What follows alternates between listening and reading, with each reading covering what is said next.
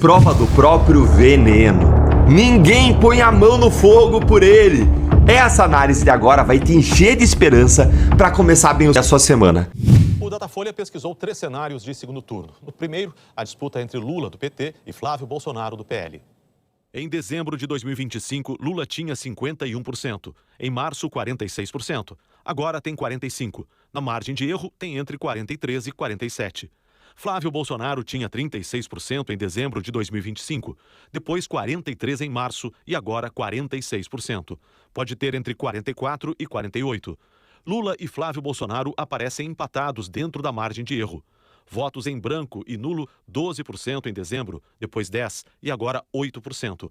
Não sabem 1% em todas as pesquisas. Em outro cenário, a disputa é entre Lula, do PT, e Ronaldo Caiado, do PSD.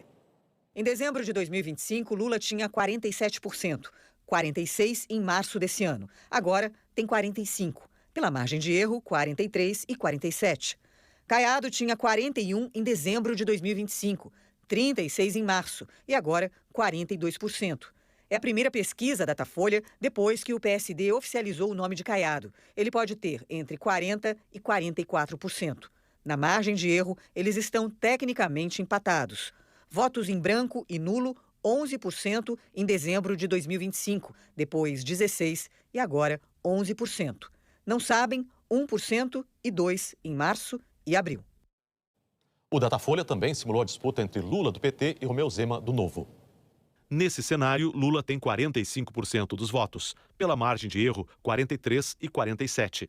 Zema tem 42%, varia entre 40% e 44%. Na margem de erro, os dois candidatos estão empatados.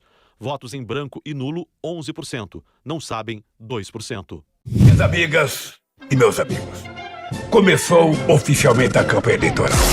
Ninguém aguenta mais esse tipo de propaganda pra te convencer a tirar o título. Mas deixa eu mandar real pra você que tem entre 15 e 17 anos o porquê você tem que fazer isso.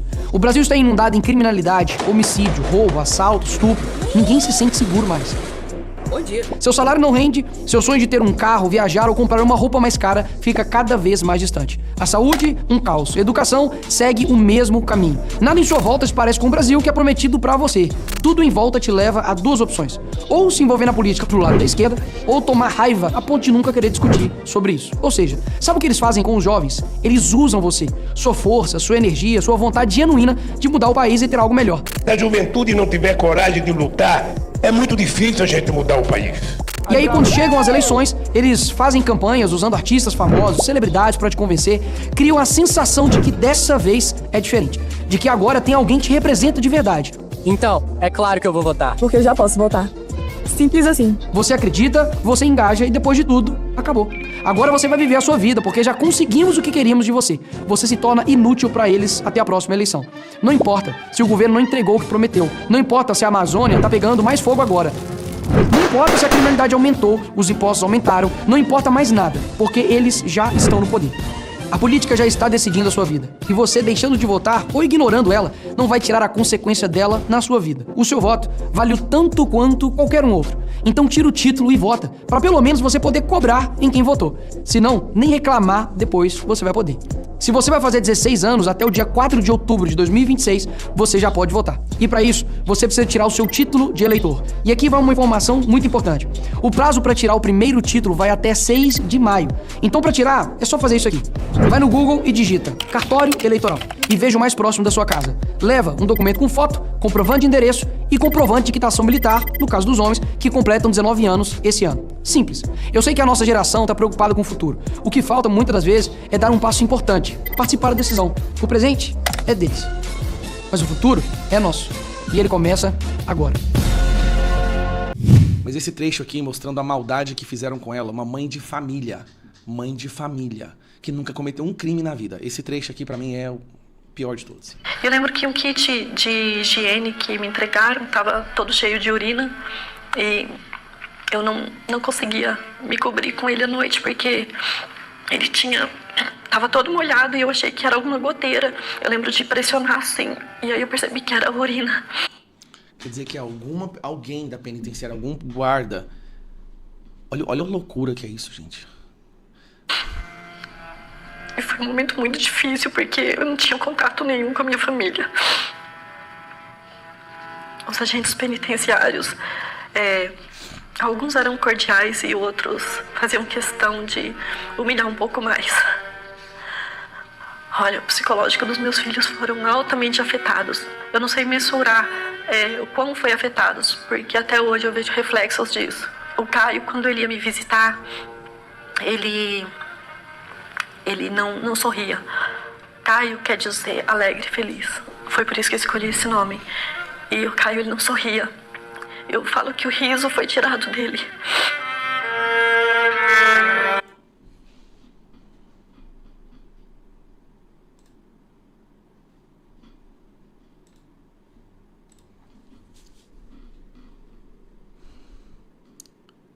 Tá prestes a acabar isso daí. Isso não vai durar. Vai depender da gente fazer maioria no Senado. E nós vamos trabalhar para fazer essa maioria no Senado. Eu vou ajudar todos os candidatos de direita ao Senado em todos os estados do Brasil. Nem que eu tenha que ir estado por estado para poder ajudar. O que eu puder fazer para ajudar essas pessoas, eu vou fazer. O que você puder fazer para ajudar os candidatos ao Senado, indicados para o Bolsonaro, aí no seu estado, eu vou te pedir um favor. No período eleitoral, peça férias. Tira um mês da sua vida. Junte seus amigos, faça reuniões, imprima adesivo, faça o que for preciso para ajudar essa pessoa do seu estado que quer se transformar ou quer ocupar um cargo de senador pelo impeachment dessa pessoa. Cara, eu não... Às vezes a gente perde o sono com isso, sabe? Saber que a gente tem que aguentar esse sofrimento. Um empresário que foi condenado a 14 anos por ter contribuído com R$500. R$500 numa vaquinha do ônibus. Meu irmão, e todo esse mal que ele fez vai voltar contra ele. Todo esse mal. Não adianta, não tem como escapar. Não tem negociação nem articulação que vai fazer ele escapar de tudo que ele está fazendo com essas pessoas. Vamos ajudar os candidatos dos seus estados. Meus amigos, o que eu vou contar para vocês agora é surreal, é absolutamente inacreditável, mas tem acontecido bastante. É aquela história, é raro, mas acontece sempre. O ministro Moraes recebeu uma homenagem em 2024 do Vorcar em Londres, numa festa de luxo regada a prostitutas. É isso mesmo, o Moraes recebeu uma homenagem do Vorcar em 2024 em Londres, numa festa com acesso a prostitutas de luxo. E sabe quem estava nessa festa? Nessa festa havia a cúpula dos 3 poderes do judiciário, e do legislativo e do executivo. Inclusive, foi nessa festa que o Vorcaro teria dito aquela famosa frase para a sua esposa ou para a sua namorada: eu aqui, euzinho, estou discursando para todo mundo, para todas as autoridades. Eu vou te contar quem são as autoridades que a gente já sabe que estavam nessa festa e participaram dessa homenagem, vamos dizer assim, ao Moraes, e também vou te contar detalhes de como essa festa ocorreu. A coisa era tão grandiosa, meus caros, que só o jantar custou 2,7 milhões de reais. Tinha músico famoso tocando, tinha banda, tinha de tudo. Só a diária no hotel, eles ficaram no hotel luxuoso ali de Londres, e só a diária no hotel custava de 8 a 22 mil reais. Isso em 2024, a depender do quarto em que cada um ficava. Como eu mencionei, estava todo mundo nessa festa, e eles, os convidados, ao chegarem, aí é que entra a parte do acesso às prostitutas, essas pessoas, esses convidados, né, eles chegavam e recebiam um broche, né? O Vorcaro entregava um broche para essas pessoas, e esse broche dava acesso a essas prostitutas. E aí a conversa entre eles era: você recebeu o broche? Você não recebeu o broche? As prostitutas eram chamadas de suicinhas pelos organizadores da festa. Segundo as informações que a coluna do Metrópolis, que traz esse caso à tona, a público, informou, os ministros que estavam lá, que eram da cúpula do judiciário, a gente tem informações de que o Moraes, claro, estava lá com a esposa, e que o Dias Toffoli também estava nesse jantar, mas havia ministros também do STJ, havia também parlamentares, havia também outras autoridades do executivo, e que até agora a gente ainda não tem informação de quais são elas, mas a gente sabe que o Moraes, o Toffoli e ministros do STJ estavam lá, tanto que, como eu mencionei no início, o próprio Vorcaro diz para sua esposa: olha, eu estou aqui com todos os ministros do STF e do STJ e euzinho discursando. Então tinha sim muita gente que a gente ainda vai saber descobrir quem são. Por enquanto sabemos do Toffoli e do Moraes, mas segundo também a coluna, esses dois não participaram, até porque o Moraes estava com a mulher, não participaram dessa festa com as tais suicinhas, mas estavam lá e beberam do bom e do melhor, também aproveitaram-se deste hotel e acharam tudo isso absolutamente normal, tudo isso absolutamente republicano, digno de ministros que devem preservar afastamento dos casos que julgam e um grande decoro, uma grande sobriedade. Todas as informações passadas pelo site Metrópolis estão nas mais de 200 páginas divididas em capítulos que descrevem as relações do ministro Dias Toffoli com o Vorcaro. Então, por isso é que nós tivemos acesso a essas informações. A gente vai saber ainda mais, a gente ainda vai saber de tudo, eu vou contar aqui para vocês. Olha só, embora a matéria do Metrópolis não tenha dito todas as autoridades que participaram dessa festa, desse convescote, que era aquela festa do uísque, que eles degustaram Macallan e tal, e agora a gente tem essas informações também das prostitutas de luxo, embora na matéria do Metrópolis não conste os nomes de todas as autoridades, eu tenho aqui numa matéria do Poder 360 e vou te dizer, Alexandre de Moraes estava lá, Andrei Rodrigues, diretor da PF, Benedito Gonçalves, ministro do STJ, Ciro Soares, advogado de Daniel Vorcaro, o próprio Daniel Vorcaro, Toffoli, ministro do STF, Hugo Mota, presidente da Câmara, Paulo Gonet, procurador-geral e o Ricardo Lewandowski, então ministro da Justiça. Você defende bandido! Você defende bandido! Defende bandido! O filho do Lula está recebendo 300 mil de propina e você defende bandido! E você defende bandido! E você defende bandido! E você defende bandido! Você defende bandido! Tá bom? Defensor. Olha, tem muita gente me ligando perguntando sobre essa pesquisa Datafolha, que aparece Flávio Bolsonaro empatado com Lula. Eu quero primeiro dizer para vocês, eu tenho convicção total de que Lula vai ser reeleito. Pesquisa é um retrato do momento. Agora, quem está sob escrutínio do povo é o governo. A campanha não começou. A campanha vai começar, pessoal. A gente vai mostrar quem é quem. Não tem jeito. E eu quero dizer para vocês de cara, o Flávio Bolsonaro significa mais armas, mais bets, mais milícia. Significa que o salário mínimo vai ser congelado, como foi na época do Bolsonaro. Aumento real, só no governo do presidente Lula. A gente, o Lula, que é o fim da escala 6x1, o projeto deles é aumentar a jornada de trabalho para 12 horas por dia. Vai atrás no que o Rogério Marinho falou. Rogério Marinho é o coordenador da campanha do Flávio Bolsonaro. Eles vão fazer uma outra reforma da Previdência para tirar mais direitos dos aposentados e a gente vai ter a oportunidade de mostrar tudo que o Lula fez. É campanha. A verdade vai vencer as fake news. Nós sabemos o resultado da economia. Nós estamos com o menor desemprego da nossa história. A renda dos trabalhadores nunca foi tão alta. Nós tivemos agora isenção de imposto de renda até R$5.000. Teve um aumento do salário mínimo de R$103. É claro que tem muito endividamento, porque tem juros altos e tem bets. Mas aí o governo está já com um projeto também, pessoal, para melhorar a vida dessa pessoa, porque a gente tem um presidente da República que se preocupa com o povo trabalhador, que se preocupa com a vida de todo mundo. Ó, se tem bolsonarista aí animado, vocês podem tirar o cavalo da chuva, que eu tenho certeza que essa candidatura do Flávio Bolsonaro não se sustenta. Principalmente ele frente a frente com um estadista, uma pessoa da estatura do presidente Lula. Esse Flávio Bolsonaro surgiu da milícia. Esse, como deputado, ele ia na cela, ele foi da cela do Adriano da Nóbrega, chefe do escritório do crime. Vocês já pensaram nisso? Entregar uma comenda, a maior comenda do estado do Rio de Janeiro. Imagina esse cara na presidência da República. É entregar o Brasil para o crime.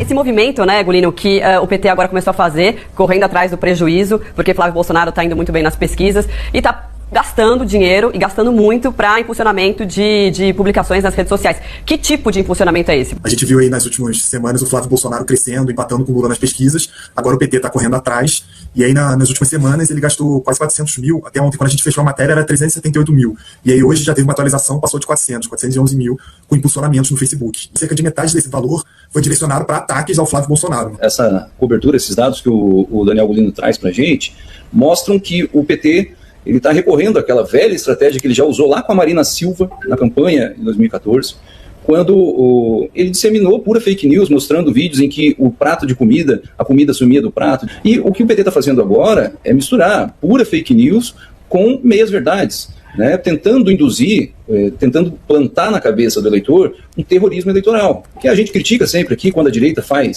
recorre a esses métodos de fake news. A gente tem que falar que a esquerda faz isso há muito tempo e faz muito bem. O que o PT está dizendo, acabar com o PIX. Ninguém nunca falou que vai acabar com o PIX.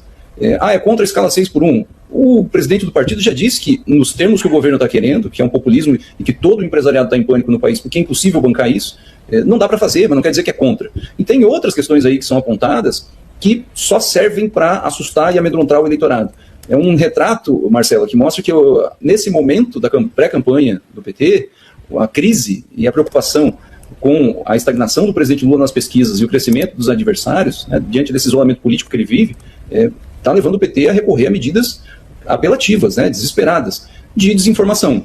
Um partido que representa um governo que se elegeu defendendo a democracia, dizendo que tinha que reconstruir a democracia e fortalecer as instituições, está usando dinheiro público, porque esses 400 mil reais aí vem de dinheiro público, é o fundo partidário, para desinformar, lamentavelmente, e criar essa sensação de pânico, de terror, que provavelmente vai ser a tônica dessa campanha inteira, né? O Lula e o PT têm a mostrar, do atual governo, não convence mais o eleitorado a votar no petismo, segundo as pesquisas. E o que falta, o que resta, então, a única estratégia que sobrou é mostrar para o eleitor que ele pode perder, que a vida pode piorar, que pode ser um terror, fazer esse terrorismo de fato, e que se o Lula não vencer, a vida vai piorar. Quantos anos vocês passaram ouvindo dizer que o Maduro é um homem mau? Muito, sabe? Muito. Hoje nossa pauta é sobre a Venezuela, que já se libertou do pior da tirania, está reconstruindo sua infraestrutura petrolífera e, assim como outros países da América Latina, está vivendo um período de emancipação.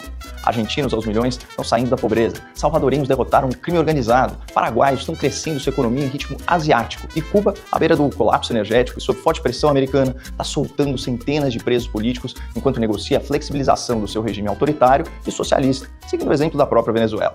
Para qualquer pessoa com um pingo de humanidade, essas são notícias extraordinárias, que representam avanços civilizacionais. Mas para Lula e para o Partido dos Trabalhadores é um pesadelo político ideológico. Isso porque o lulopetismo se notabilizou por suas alianças com ditadores e populistas da região, financiando ditaduras com dinheiro público brasileiro e articulando a esquerda latina por meio do Foro de São Paulo. Em 1985, eu tinha consciência de que jamais a gente poderia chegar ao poder pela via do voto, pela via democrática. Numa viagem a Cuba, eu e o companheiro Marco Aurélio começamos a conversar com os companheiros do Partido Comunista Cubano e com o companheiro Fidel Castro e aventamos a possibilidade de fazermos uma reunião com toda a esquerda latino-americana, que muitas na época lutavam em partidos muito pequenos tentando fazer a revolução. Logo no primeiro ano do seu novo mandato, Lula envergonhou a diplomacia nacional ao receber com honras de Estado o ditador venezuelano e narcoterrorista Nicolás Maduro, denunciado pela ONU por graves violações aos direitos humanos, incluindo milhares de assassinatos por grupos de extermínio, além da prisão e da tortura de opositores políticos.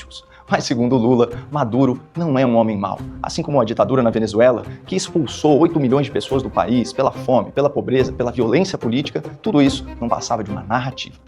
Eu acho, companheiro Maduro, que é preciso, você sabe a narrativa que se construiu contra a Venezuela, da antidemocracia, do autoritarismo, sabe?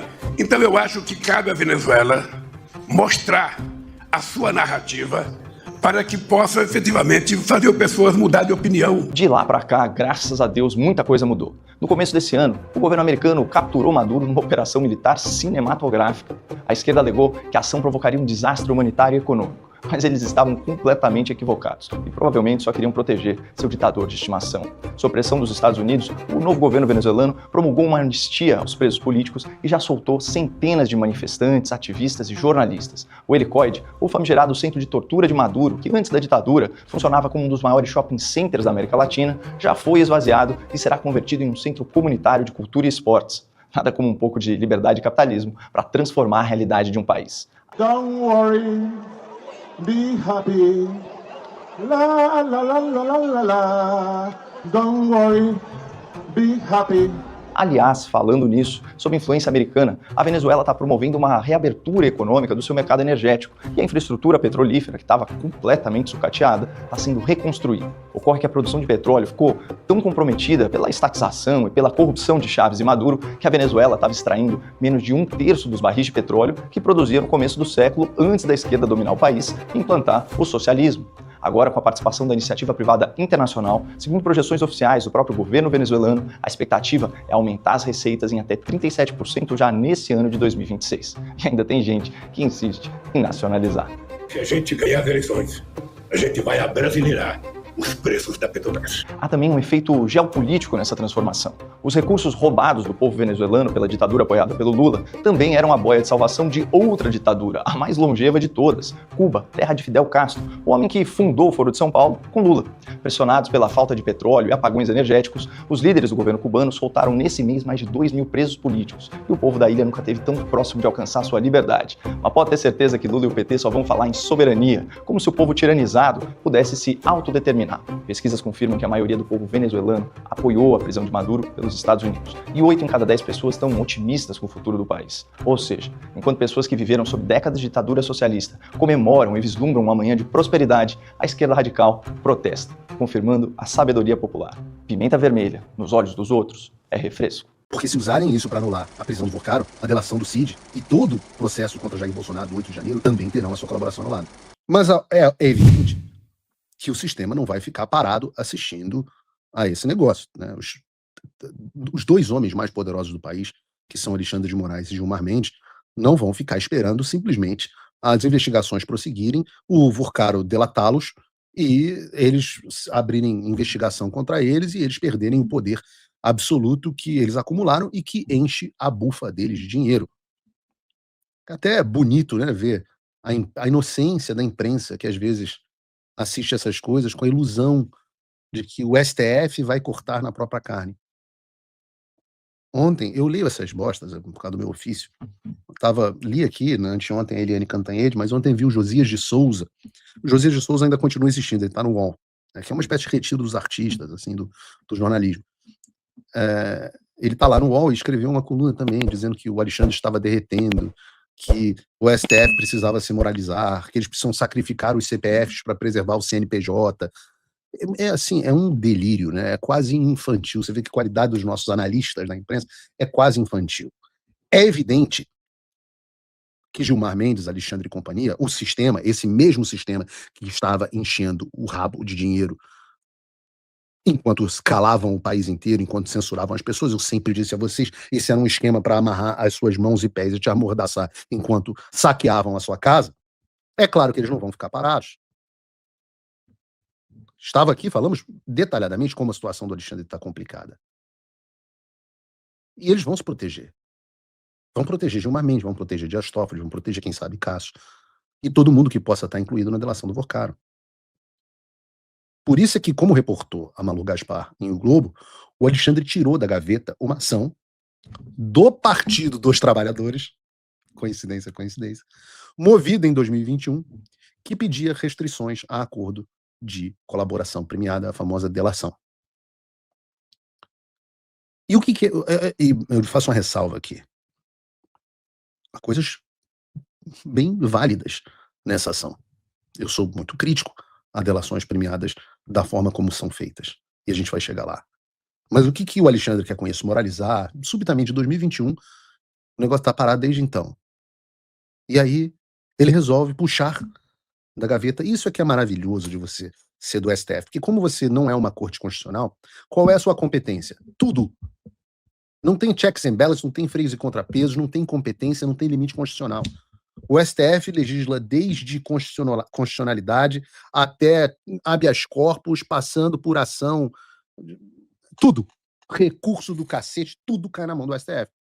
E tem processos infinitos lá. Então o que eles fazem? Eles puxam um processo qualquer, como fizeram no caso da Magnitsky, vocês lembram da decisão do Flávio Dino proibindo punições estrangeiras a ministro do STF, que foi puxada numa ação que tinha a ver com mineração. Eles fazem isso. Então eles puxam um negócio desde 2021 e falam, vou ser delatado. O que tem aí sobre delação, hein? Tem uma ação aqui do PT em 2021. Opa, passa para cá. E, obviamente, o objetivo é restringir a validade das delações e estabelecer critérios que protejam o próprio Alexandre e os seus comparsas nesse tipo de coisa. E tem que ser muito inocente, né? Não, desengavetou a ação para restringir a delação, porque é por uma questão de moralidade. É claro que não. Agora, vejam só, né? A gente não sabe como é que isso vai decorrer, obviamente a imprensa vai botar pressão. Eu já acho que o Alexandre não está mais nem aí para a imprensa. A informação que eu recebi de vários jornalistas, vocês sabem que eu tenho uma relação muito boa com jornalistas da velha mídia, é de que o Alexandre hoje não conversa com praticamente ninguém, nem na Globo. Que ele se tornou assim, não aguenta mais a imprensa, odeia a imprensa.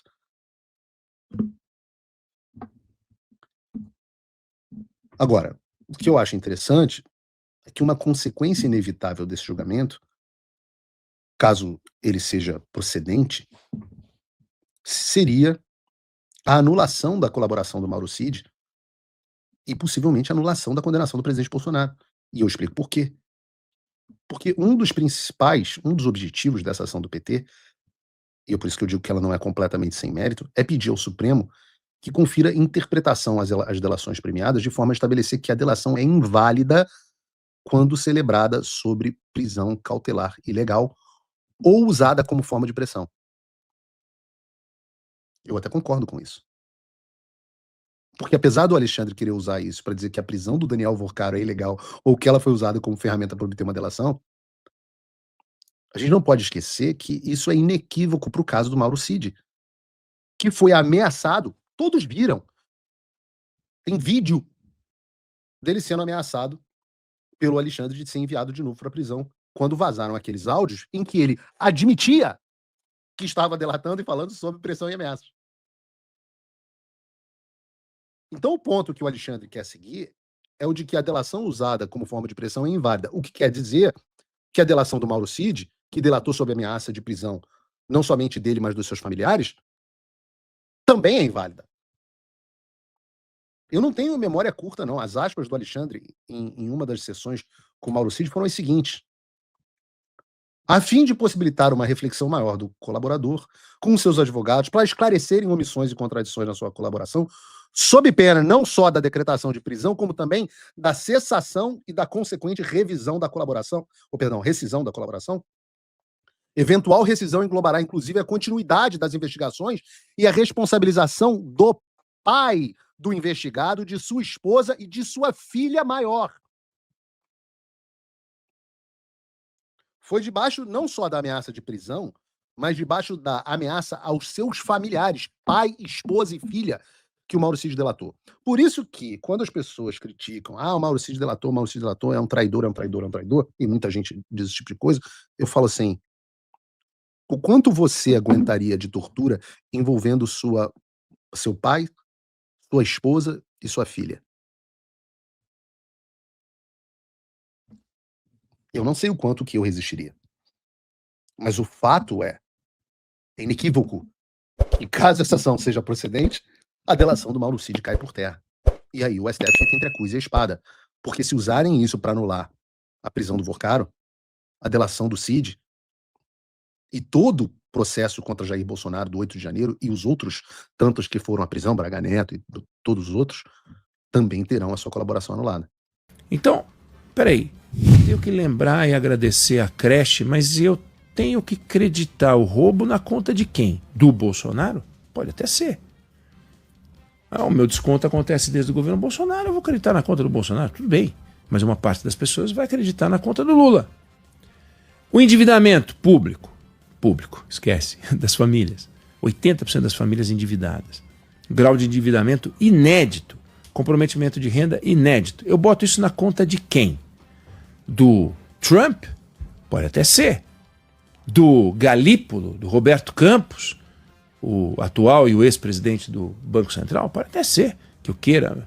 Mas você acha que o eleitor tem algum grau de conhecimento para atribuir ao presidente do Banco Central? Eu não atribuo ao presidente do Banco Central. Eu atribuo a gestão do governo.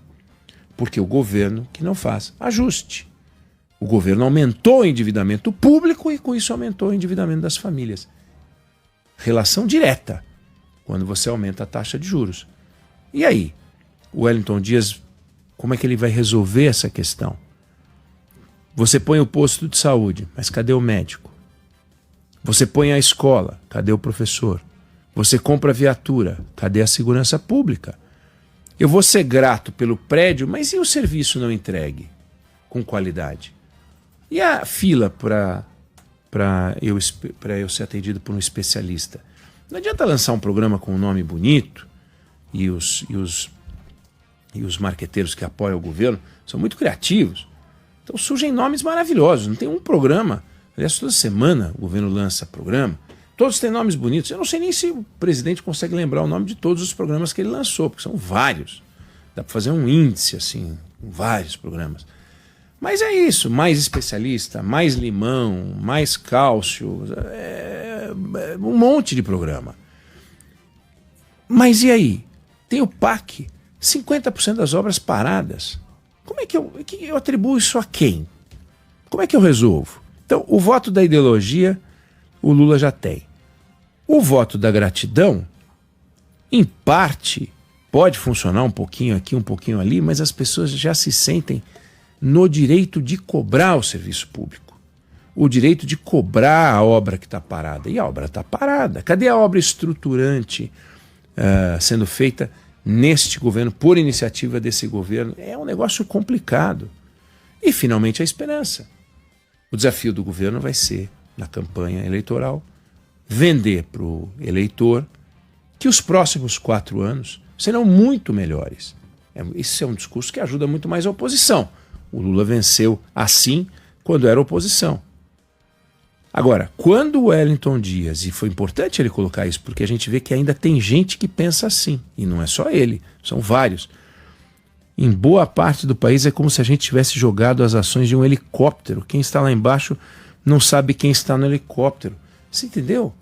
Mas quem está aqui embaixo sabe quem pagou o imposto. Fui eu. Eu que joguei o dinheiro para cima para botar gasolina no helicóptero. Eu que joguei o dinheiro para cima para pagar o salário das pessoas que deveriam estar me dando política pública. Eu que joguei o dinheiro para cima para pagar o salário de todos os ministros do Supremo Tribunal Federal. Eu que joguei o dinheiro para cima para pagar um sistema de fiscalização suficiente para impedir que acontecesse um escândalo como o Banco Master. E aí? Lá do helicóptero, o Wellington Dias vai jogar as explicações de porque essas coisas ruins aconteceram também? Então, que raio é esse? Que tipo de percepção ele tem? Quer dizer, como é que é o mapa do Brasil social, demográfico, geográfico, populacional, sociológico que tem na cabeça do ministro Wellington Dias, que é um homem inteligente, que fez um bom governo quando estava no Piauí e que tem um desafio grande de conseguir convencer as pessoas de que direitos não são direitos. Direitos são um objeto de gratidão. Bebida aí pro Grok, o ChatGPT. Monte aí uma imagem do novo tripé macroeconômico do Lula. Gostei dessa imagem, sabe? Você vê ali uma família, pai preocupado, a mulher do lado, e agora como é que a gente vai fazer pagar as contas? Né? O povo endividado, Lula socando imposto e juros no povo, enquanto isso os brancos lucrando. Né? Meu Deus do céu. Lucro atrás de lucro. Lucros históricos, inclusive. Altos impostos encarecem o dia a dia do cidadão, que não conseguem pagar suas contas e ficam endividados. A política econômica da gestão Lula gera juros altos e quando o cidadão endividado busca crédito para pagar as contas e sobreviver, dá um lucro recorde aos bancos. Pois é. E para você ver que essa situação, na verdade, eu não sei nem se eu diria que é só a gestão petista. Óbvio que a gestão poderia ajudar a você resolver a questão dos juros, mas o Banco Central tem dono também. É o Banco Central que define a taxa de juros. Aí o Lauro Jardim comenta: Galípolo enfrenta forte pressão do entorno de Lula. Indicado pelo Lula, mim de ouro do Lula, mas Galípolo passa por um período de forte pressão por parte do entorno de Lula, seja porque o BC teria perdido a oportunidade de baixar os juros, porque até essa turma reconhece agora ficou impossível com o conflito no Oriente Médio, seja porque ele não ajuda nada a campanha, nas palavras de um integrante do staff de Lula.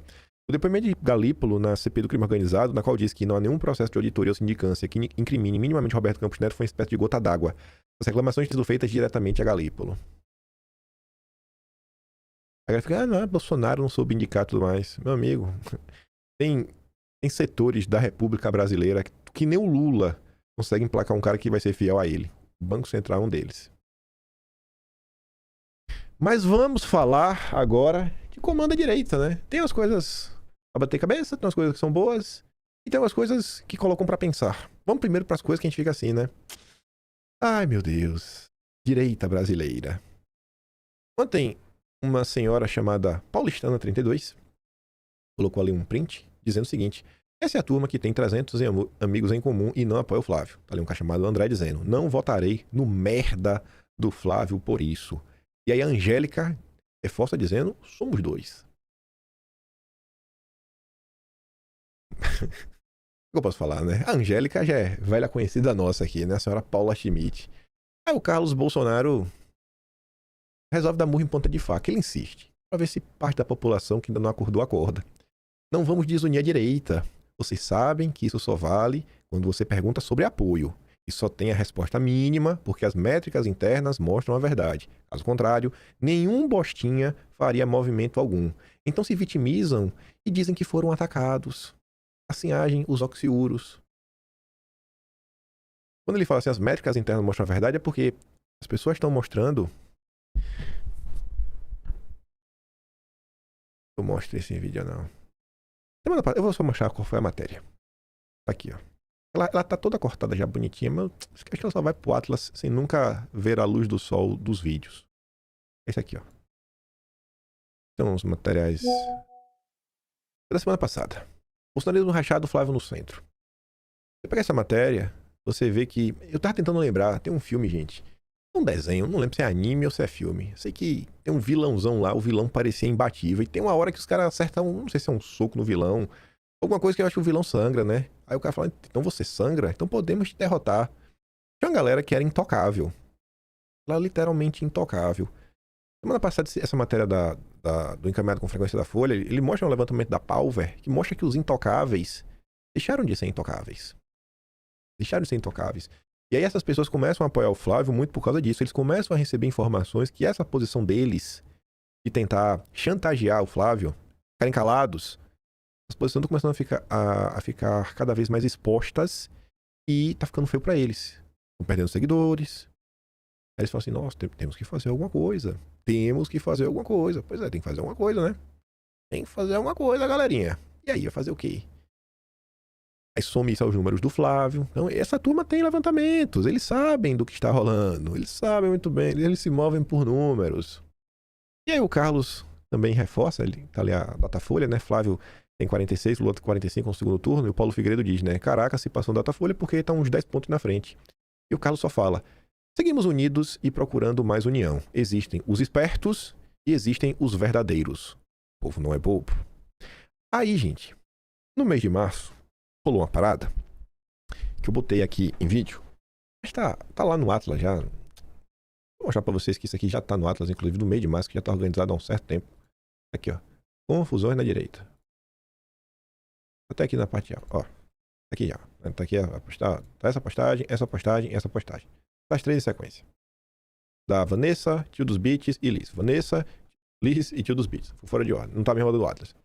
Eu quero relembrar uma coisinha. A gente falar dos espertos, dos verdadeiros e da galera que se preocupa muito com números. Dias atrás, um perfil muito conhecido lá no Twitter, a senhora Luciana, ela tentou vender que eu não apoio o Flávio. Eu não apoio. Só pra tentar me desgastar. Aí a Vanessa falava assim, ó, a moça tenta vender que Kiki não apoia Flávio, mas a realidade é outra, que comemorou o avanço, celebrou, tudo mais, enfim. E fora vídeo que eu falo de forma frequente. E ela falava no final assim, ó, já a moça afirma que se recusa a votar no Flávio. A cara dessa turma não arde, ó. Por isso eu me recuso a votar no Flávio. A senhora é anti-bolsonarista. Aí veja isso daqui. No início de março, início mesmo, dia 3 de março, essa senhora estava defendendo que eu fosse agredido. É assim que eles fazem política. E ela em apoio do senhor Mão Mole, batizado Flávio Azambuja. Não é Flávio Morgenstern o nome dele é Flávio Azambuja. Ele que inventou o Morgenstern, o Mão Mole. Alguém tinha que pegar esse vagabundo na porrada. Deve ser por isso que ele vive na Austrália. Certamente. Vendo aí, né? Aí a Elisa tá perguntando, cara, qual a diferença disso pra esquerda? Eu vou entender porque eu tô relembrando isso. Essa senhora, como você pode ver ali em fevereiro, as pessoas que estão lá no Twitter dizem, né? Essa Luciana já é bem conhecida. Isso o cara dizendo 3 de março. Ela tem traços de psicopatia latente, carrega muito ódio no coração. Olha a postagem dela do dia 14 de fevereiro. Só idoso e burro que ainda acreditam nas estratégias bolsonaristas. Se elas fossem tão boas, Bolsonaro não estaria preso, concorda? Acorda, Brasil. Fora Toffoli, fora Lula, fora Moraes. Flávio Bolsonaro presidente. Olha o meme. Uma pessoa que não tem nada na cabeça.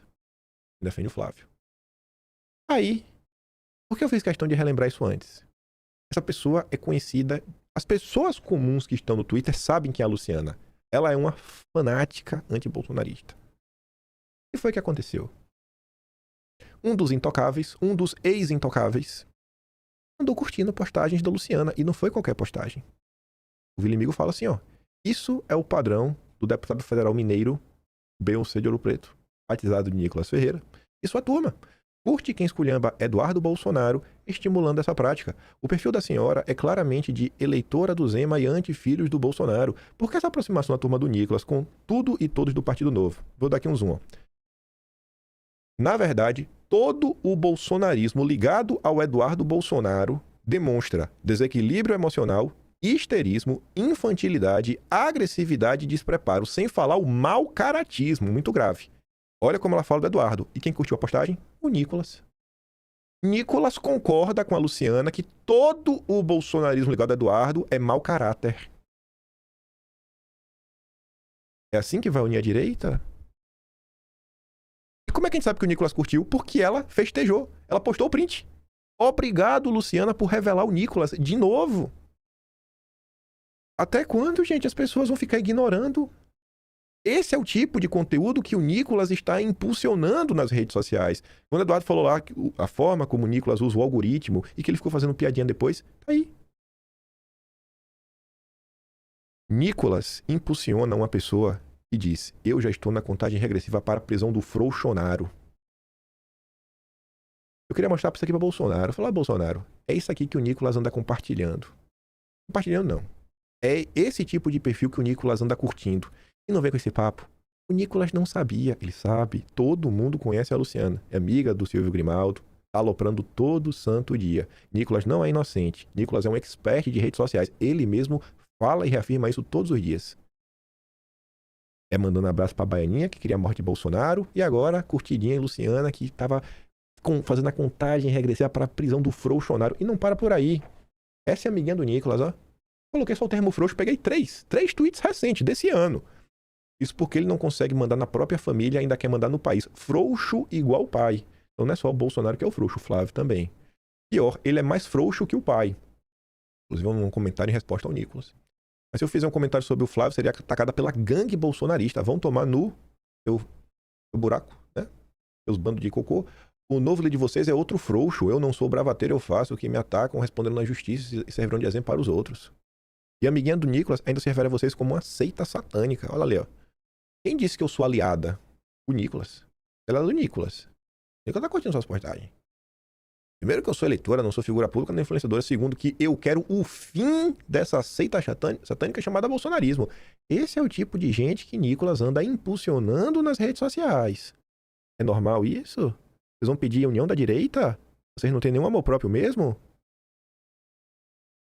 Vocês vão relativizar quem torce pela prisão e tortura de Bolsonaro? Em resposta ao Nicolas, espero sinceramente que depois de eleito você rompa com essa seita satânica que te ataca dia sim dia também, vá pro Novo liderar os conservadores de lá. Eu concordo com ele, eu quero que a direita se divida. A única chance do país ter uma direita de verdade é se afastar da seita bolsonarista persecutória. Essa é a direita que vocês querem construir? Essa é a união da direita?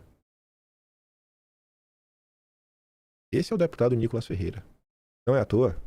Vou mostrar essa porcaria aqui agora. Eu nem ia trazer vídeo só pra não ficar parecendo que era pirraça. Mas tá aqui, ó.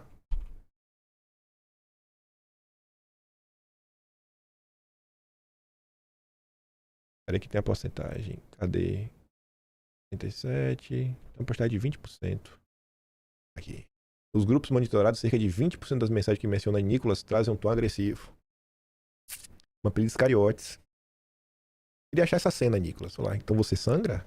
É? Você não é invencível? Você não é intocável? Vai ter 22 milhões de seguidores, cara, no Instagram.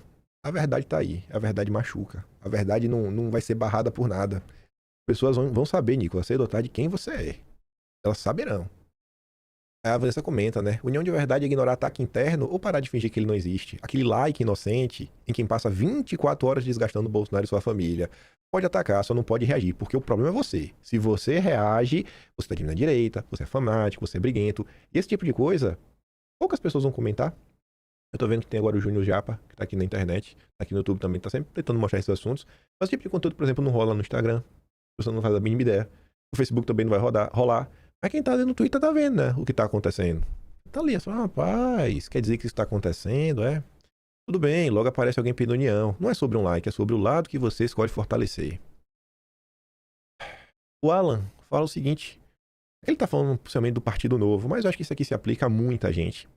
Os caras ficaram décadas com o Instituto, criaram um partido sem ameaça do Supremo, não tiveram um político ou filiado preso ou perseguido, tipo o MBL também, e agora que estão precisando de cerca de 3 milhões de votos para acesso ao fundão, param de xingar Bolsonaro, como fizeram em 2018, né? Como fizeram, eles param de xingar Bolsonaro, como fizeram em 2018, na pandemia, e depois no impeachment até repetindo clichês de comunistas. Eles xingaram todo esse momento. Agora eles pararam porque agora eles precisam dos votos dos bolsonaristas. Não é um problema estar ao lado do Flávio, candidato que vocês não queriam. E até precisaram da carta de um sequestrado pelo Estado. Se vocês não conseguem falar com os pobres e dialogam bem com banqueiros e a classe alta do país, não é problema meu. Querem somar os 45 do segundo tempo? Ótimo. Só não me peçam para ter amnésia. Eu sei quem vocês são desde 2014, quando iniciei o Terça Livre, exatamente para falar com quem vocês não têm a menor ideia do que falar. Edson, que vem na mesma linha, ela compartilha... eu não vou dar play nesse vídeo. É só notícia. A Polícia Federal, pela segunda vez, concluiu que Bolsonaro não interferiu na PF. Ainda a denúncia do Moro de 2020. Edson, que fala assim, ainda respira a acusação feita por Moro em 2020. Pela segunda vez, a Polícia Federal conclui que Bolsonaro não interferiu na corporação. Ainda assim, a PGR vai decidir se arquiva ou prossegue com o inquérito. Como esquecer um passado e olhar para frente, sendo que o acusador não retira o seu depoimento de 2020, que continua tentando incriminar Bolsonaro? E o Maratá complementa a Tsuki dizendo: são exatamente esses que agora querem posar de aliados. Os mesmos que ontem acusavam, que pediam impeachment, que atacavam sua hesitação, hoje aparecem como se nada tivesse acontecido. E quando alguém lembra dos fatos, ainda tentam inverter a narrativa. E se ousarmos a apontar essa incoerência, ainda somos acusados de dividir a direita. Não se trata de divisão, trata-se de memória, coerência e respeito à verdade. Concordo 100% com você, Maratá. 100%. Aí o Estado escreveu um editorial interessante, como eu disse pra vocês, sobre o bolsonarismo. O bolsonarismo além de Bolsonaro. E aqui não é uma direita sem Bolsonaro que eles estão comentando, não. Aqui é o reconhecimento da força de Jair Messias Bolsonaro, o maior líder que já pisou na história desse país, o maior líder de massas de maneira incontestável. O PL do clã Bolsonaro, não é do Valdemar, o do clã Bolsonaro, saiu turbinado da janela. Não é por causa de Valdemar, é do clã Bolsonaro. Tá certo, já concordo. A sigla que abriga essencialmente o bolsonarismo foi a grande vencedora, ao saltar de 87 para 97 representantes na Câmara, resultado de 23 novas filiações e 13 baixas. Trata-se da maior bancada desde 98, quando o PFL alcançou 105 cadeiras. Em contraste, partidos que ambicionavam protagonismo ao centro, como União Brasil, viram-se heredados por crises internas e perdas consideráveis. Já o PT, mesmo com a máquina na mão, permaneceu estagnado. Não foi para lugar nenhum. Mais do que a musculatura renovada do PL, o crescimento demonstra não só a desarticulação de adversários, mas, sobretudo, a força em que se transformou o bolsonarismo no país. Quando somado à ofensiva pré-eleitoral do Flávio, constata-se sua reafirmação. Jair Messias Bolsonaro. Ele pode estar preso, pode estar inelegível. Jair Messias Bolsonaro pode estar afastado do protagonismo eleitoral, mas ele, a corrente política que leva o seu nome, mostra-se mais viva do que nunca. Eita, poxa, velho. Tô emocionado de ler isso, viu? É um tapa na cara de todos. Pregaram todos esses anos que o bolsonarismo ia acabar. Apesar da derrota de 22, da revelação da trama golpista, do julgamento e da prisão do ex-presidente e seus aliados, além do radicalismo impedente de seu entorno, ainda assim, demonstra resiliência e adaptação e, diferentemente do PT, mostra a capacidade de produzir novas lideranças com musculatura eleitoral e força mobilizadora. Chupa! Muito. Por quê? Porque Bolsonaro politizou as pessoas. Bolsonaro colocou para as pessoas despertarem verdadeiramente para a política. Fala, gente, você tem que começar a acompanhar, você tem que começar a entender como é que as coisas funcionam. Vocês têm que começar a aprender a andar com suas próprias pernas. Vocês mesmos irem, lerem, se informarem. E tá aí. Por isso que o bolsonarismo chegou onde chegou. Tem uma militância real. As tia do Zap, as tia do churrasco. É só isso que importa. O povão. É o povo, tem o povo ao lado. Aí fica esse povo, o beautiful people todo, com raiva de Bolsonaro por causa disso. Eles tentam vender mentiras, o povo não compra. Aí depois fala que o povo é burro. Aí o Estado ainda vem para reclamar.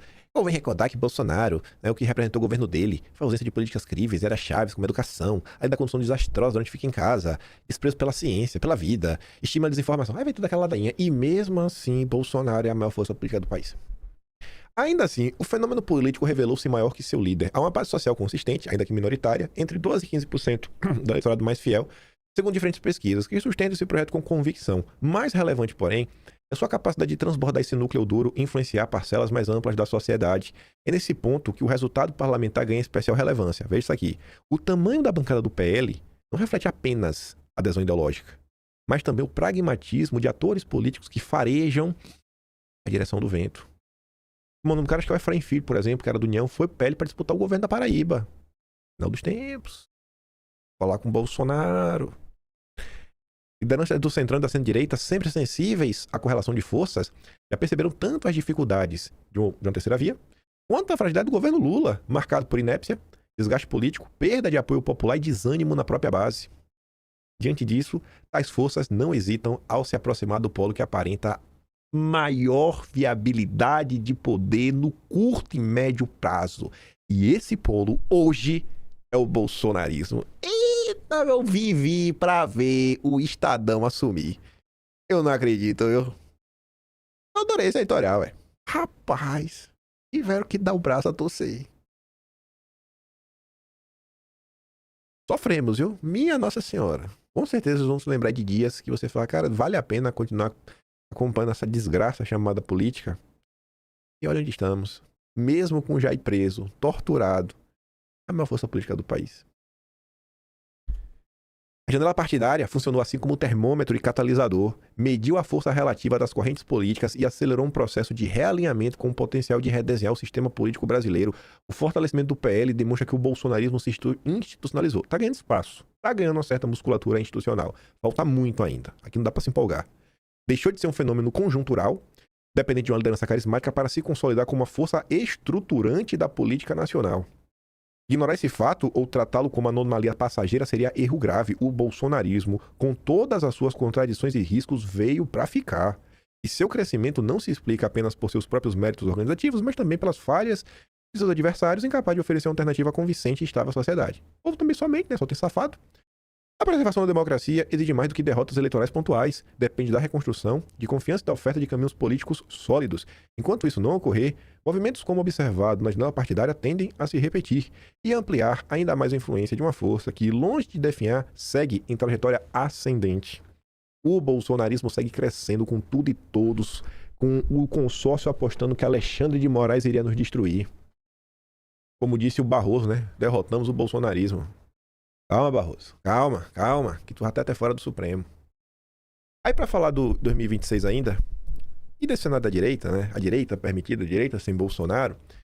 Pegando exemplo de outro país, do que aconteceu ontem. Ontem o Orbán, o Viktor Orbán, foi derrotado das eleições na Hungria. E olha quem apareceu pra celebrar a derrota do Orbán. O filho do Soros, Alex Soros. O povo da Hungria tomou de volta a seu país uma rejeição estrondosa à corrupção enraizada e interferência estrangeira. Interferência estrangeira porque o Vance, né, o vice do Trump, foi lá apoiar. Família Soros feliz com a vitória da democracia contra a extrema-direita na Hungria. Dia de alegria para o povo húngaro. Por que eu quis começar com essa postagem do Soros? Para mostrar para vocês, né, a direita sem Bolsonaro. Olha aqui, ó. Feli Vieira. Eu perturbo direto o Agape. Eu gosto do Agape de verdade. Eu falo, ó, teu amigo aí, Agape. Ó, teu amigo aí, ó. Ó, teu amigo aí. Tchau, Orbán. Os antiliberais perderam uma de suas principais fontes de financiamento. É. Quem que tá recebendo? Agora é o que é urbanista. Agora tá recebendo dinheiro do Orbán. É urbanistas. Só falta agora falar que todo mundo aí que é contra os liberais tava recebendo dinheiro do Orbán. Pronto. É sempre assim, velho. Aí o Elon Musk até comenta, né? A postagem do Alex Soros. A organização Soros assumiu o controle da Hungria.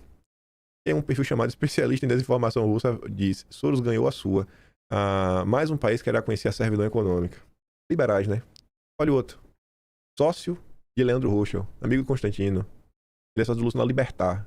Eu queria saber se o Urit e o Ruschel venderam algum CDB do Master. Eu queria mesmo saber.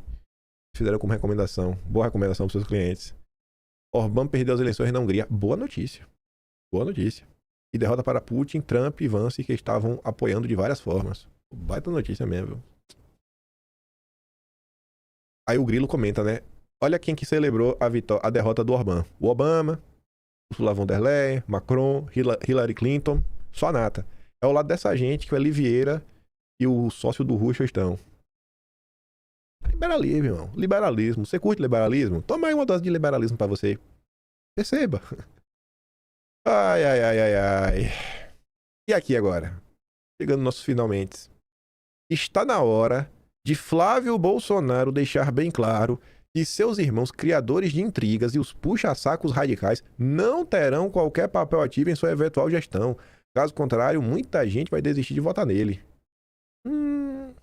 Já vi esse discurso na boca do Roberto Jefferson, da Joyce.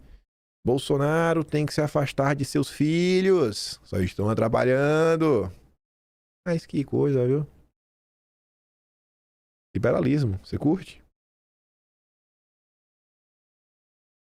Aí o Peters falou, campeão, me desculpe, viu?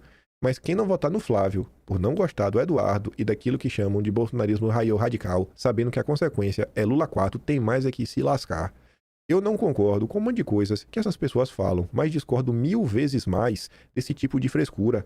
O mundo real não está nem aí para esses influenciadores e essas disputas políticas. Isso aqui só existe nessa bolha. Eu não posso sacrificar gente que não tem o mesmo acesso que eu a fugir daqui. Eu tenho recursos e dupla nacionalidade e me manda a hora que eu quiser. Não é sobre mim.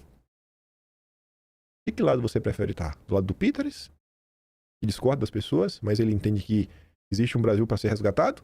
Ou lado do Constantino? E eu vou falar outra coisa pra vocês. Tem um pessoal que fez na internet assim, meu Deus, o Constantino não tem nenhum amigo pra falar pra ele? O Constantino vai tirar a audiência do lugar que ele participa? Gente, entenda uma coisa. Todas essas pessoas que gravam com o Constantino, que participam do programa, concordam com ele. Essas pessoas todas estão no mesmo grupo de WhatsApp que o Constantino ontem, inclusive, tava falando desse grupo, ele tava com medo do dono Celote vazar os prints do que essa gente fala de Bolsonaro pelas costas. Todas as pessoas pensam iguais. Vocês ficam aí se enganando, gritando união da direita. Ah, Jesus. Aí o Felipe Bicudo Bemeiro coloca um post do Olavo que envelheceu como vinho. Por favor, não me informem mais que o Rodrigo Cocô disse alguma besteira. Ele faz isso todos os dias. Só me contem se ele disser algum treco inteligente. O MMA Fighter coloca, né? Passei a chamar o Rodrigo Constantino, carinhosamente Rodrigo Cocô. Façam um teste. Retirem o antipetismo e digam que sobra do Constantino. Tira aí, vai, o antipetismo. Tirando o fato que ele é antipetista. Não, temos que nos retirar o PT. Tá, tire isso. Sobrou o quê? Isso. Ódio profundo ao bolsonarismo. Ele tá agora deixando claro.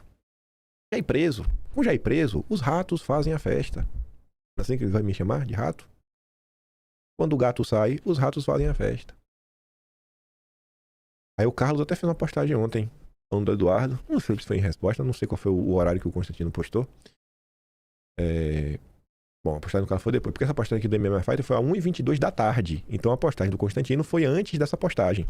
Então às 6h45 da tarde, talvez possa ser em resposta ao Constantino, talvez. Quer dizer, sei lá. Ele coloca assim, né? Enquanto uns tentam desumanizá-lo de forma calculada para então ficarem com o que ele, seu pai e irmãos ajudaram a construir e insistem em enterrar vivo o presidente Bolsonaro, a verdade segue revelando como cada um age ou escolhe agir nesse jogo entre os permitidos e os perseguidos. E o professor Carlos Barros fala assim, ó, é evidente que a candidatura de Flávio teve enorme participação de Eduardo. Quem bate em Eduardo, querendo escanteá-lo, mira Flávio. Quem quer torná-lo maleável e suscetível, sangraram Jair, querem fazer o mesmo com seu herdeiro. E o Carlos diz, o foco sempre foi atingir os filhos, impossibilitando influência e sucessão. Sempre fizeram e, com a prisão covarde, se aproveitam de forma consciente, como abutres, sem consideração e empatia. Ali, ó, Carlos, sucessão por nome é monarquia... A direita sempre defendeu meritocracia, a direita sempre defendeu isso. Sabe, eu falo, irmão, é por isso que eu não faço nem questão mais de ser direita. Tem um tema lá no... Deixa eu ver se tá nesse aqui. O anti-pós-bolsonarismo... Não, tá aqui não. Tá no direita, esquerda e eleições. No mês de março.